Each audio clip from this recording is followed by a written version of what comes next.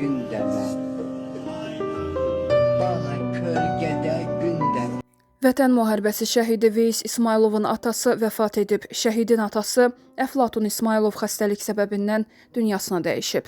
Qeyd edək ki, 1996-cı il təvəllüdlü Veys İsmayılov 2020-ci ilin oktyabrında Suqovuşan istiqamətində gedən döyüşlərdə ayağından qəlpə yarası alıb və qan itirmədən şəhid olub. Onun nəişi 35 gün sonra tapılaraq noyabrın 17-si Bakıda dəfn olunub. Abşeron rayonunda 65 yaşlı fəhlə binadan başına yük düşməsi nəticəsində dünyasını dəyişib. Hadisə Xırdalan şəhərində qeydə alınıb. Belə ki, tikinti sahəsində fəhlə işləyən Asif Məmmədovun başına binanın yuxarı hissəsindən yük düşüb və nəticədə o aldığı ağır xəsarətlərdən hadisə yerində həyatını itirib. Faktla bağlı Abşeron rayon prokurorluğunda araşdırma aparılır.